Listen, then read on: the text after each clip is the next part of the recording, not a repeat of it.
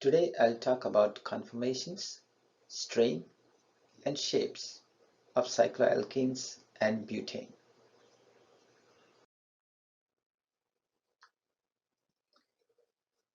So what are conformers?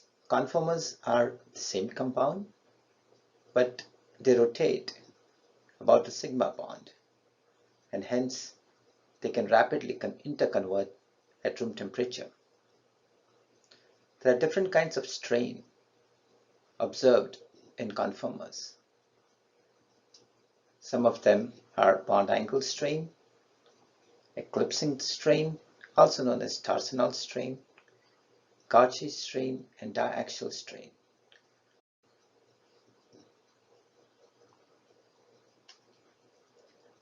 So let's take the example of butane.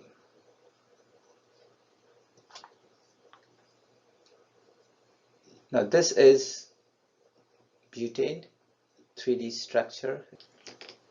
So you can see that in the Newman projection structure, there's a lot of steric hindrance between the hydrogen atoms that are attached to carbon atom 2 and carbon atom 3. Similarly, there's a lot of steric hindrance between the two methyl groups.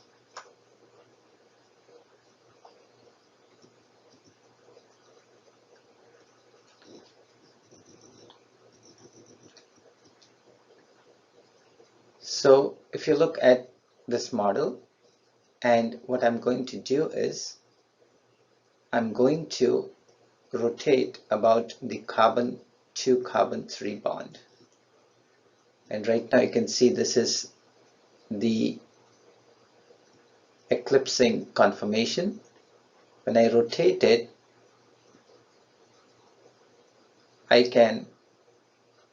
you can now see the two methyl groups. So this conformation is called the anti-conformation because the two methyl groups are on the opposite sides and they are 180 degrees apart, and there's minimum steric strain.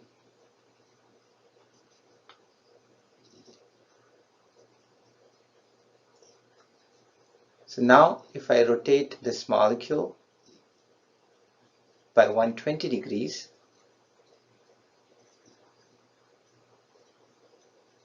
then I can get another conformation. In this case, you can see both the methyl groups. Now the angle between the two methyl groups is about 60 degrees, and this conformation is known as the Cauchy conformation. It's very useful to draw models in order to understand the different conformations. So there is steric hindrance between the two methyl groups, a lot of steric strain, even in the Cauchy conformation. So the eclipsed conformation is the least stable, and when the bulky substituents are exactly aligned, it's called a syn. And the staggered or the anti-conformation is the most stable.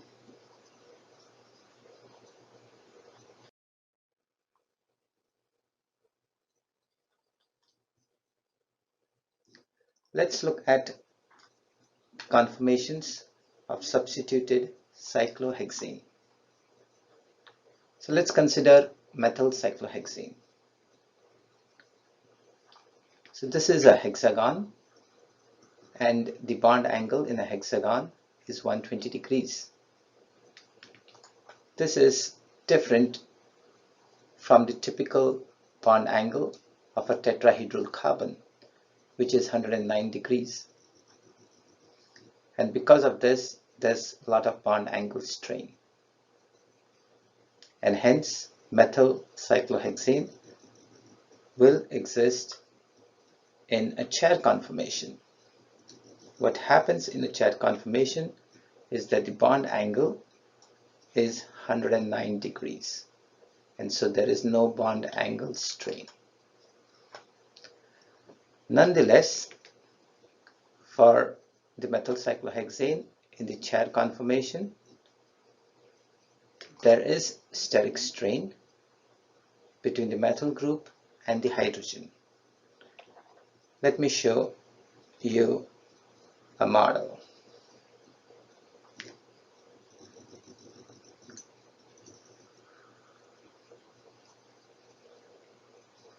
Okay, so this is the methyl group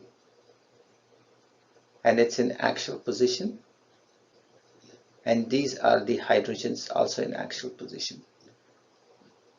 So there will be some steric strain because of steric crowding here, and for that reason this chair conformation will flip so that the methyl group is now in the equatorial position.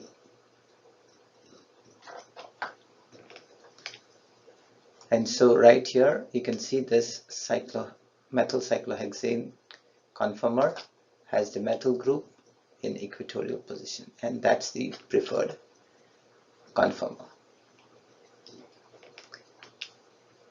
So I have drawn several other conformers that are in between the two chair conformers. The first one is the half chair. It's the least stable because of a lot of steric hindrance between the hydrogen atoms and the hydrogen methyl group, and hence it quickly interconverts into a boat conformer. Boat conformer also has some strain, so it will interconvert into a twist boat conformer, which then quickly interconverts into the chair conformation, which is the most stable. So there's an equilibrium between all the conformers, and they rapidly interconvert at room temperature by rotation about a single carbon-carbon bond. So let's look at an example of dye-substituted cyclohexane.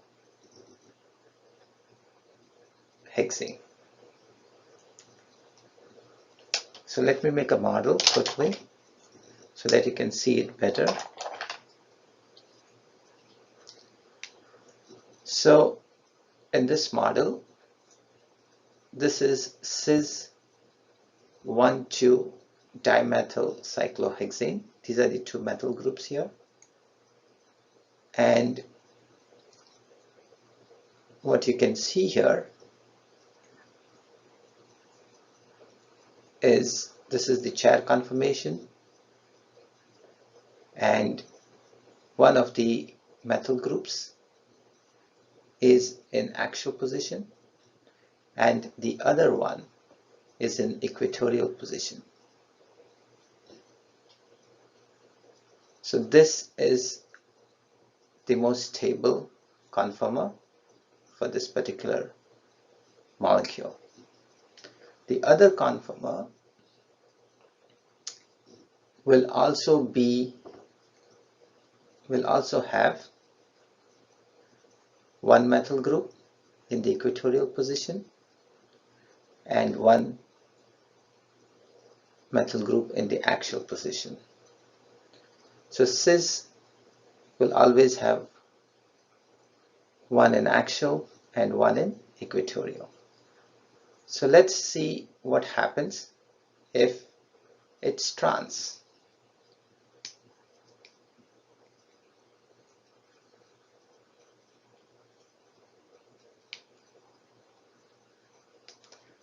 So this is a trans 1,2-dimethyl cyclohexane because the two methyl groups, one is on the top and the other is below the plane. So let's make a cyclohexane chair conformer, and as you can see in this cyclohexane chair conformer, the methyl groups, this methyl group is in axial position, and the methyl group which is below the plane is also in axial position. So both methyl groups are in axial position. And when they are in axial position, you can see that there is steric hindrance between the proton, hydrogen here, and the methyl group here. And so that's the reason there's also steric hindrance between the proton, hydrogen here, and the methyl group here. And because of that, this conformer, axial conformer, is not favored. And you can do the twist and twist the molecule and get the other chair conformer. So in this chair conformer, you can see that both the methyl groups are in equatorial position. There is no steric crowding, and so this conformer is the most stable conformer.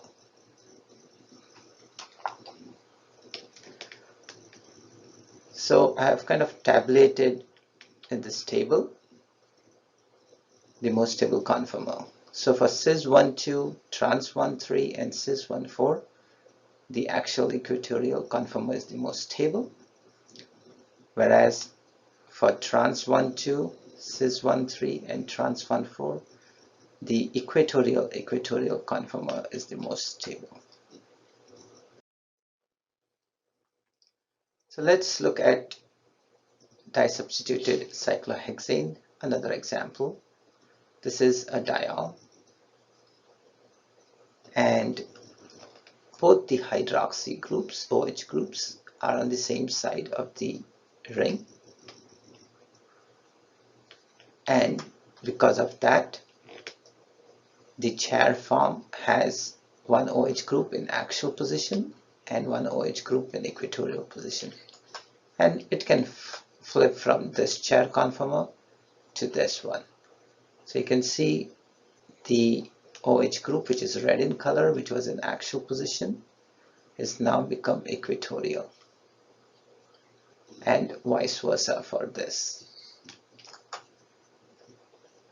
So both these conformers readily interconvert at room temperature, and they are equal energy conformers. Both are equally preferred.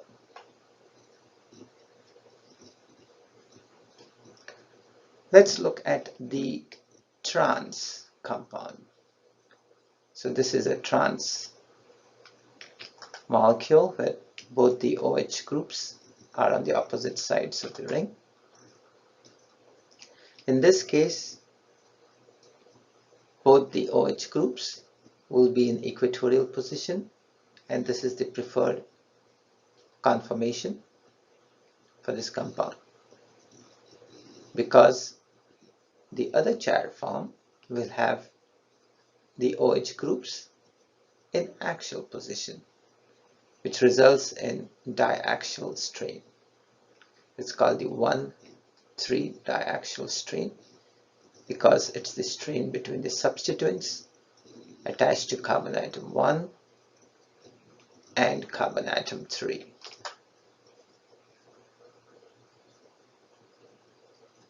So if you want to make a model that would be good, you can see how the 1,3 diaxial strain works.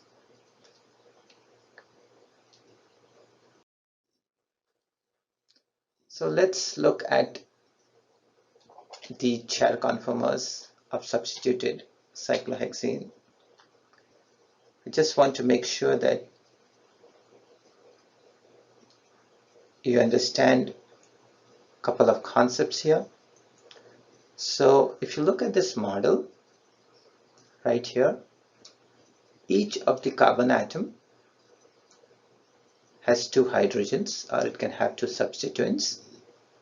One substituent is in axial position, the other substituent is in the equatorial position, and that is true for each and every carbon atom. So there are 6 axial positions and 6 equatorial positions in the cyclohexane molecule. So 3 axial positions are on the top of the ring and 3 axial positions are below the ring. And these 2 rings can flip to give the 2 different chair conformers. The most important thing to remember here is the bulky substituent will always prefer to be in the equatorial position. Okay, so both the methyl groups here are in the equatorial position. Okay.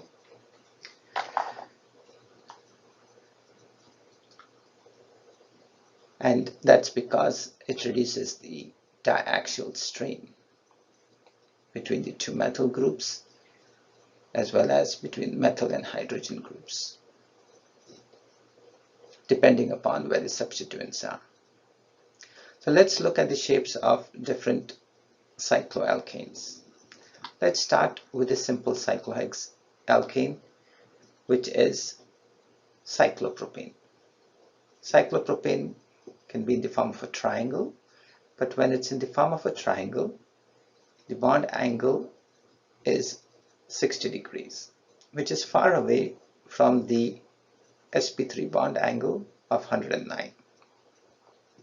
For that reason, cyclopropane exists in a puckered structure. So you can see this is an example. I made a model here.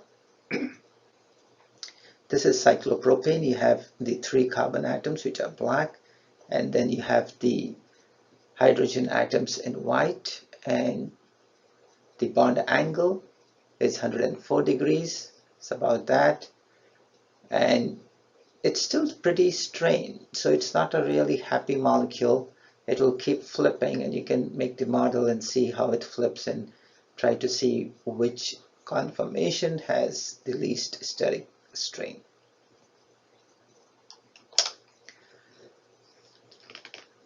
The next molecule is cyclobutane.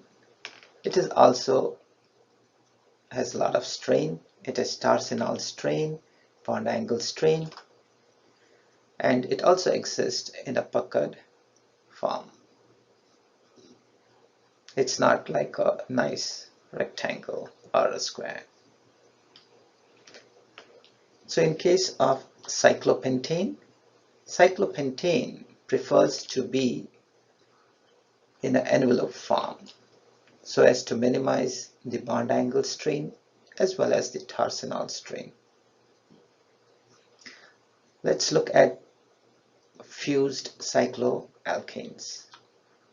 The simple fused cyclohexane is trans-decalin. So you can see 2 cyclohexane rings are fused. The point where they are fused is called a bridgehead carbon. So there are 2 bridgehead carbons, carbon 1 and carbon 2 are both bridgehead carbons. And the bridgehead carbons are attached to carbons in such a way that the carbon-carbon bond is equatorial. So there are 4 equatorial bonds, carbon-carbon bonds. And that makes the molecule really happy and stable. In trans-decalin, the hydrogen that's attached to the bridgehead carbon is in an axial position. A stands for axial and E stands for equatorial. The next example would be norbornane, which is a compound made by fused 2 cyclopentane rings. There's 2 bridgehead carbons, and it's also pretty stable. Thanks for watching. Like and subscribe.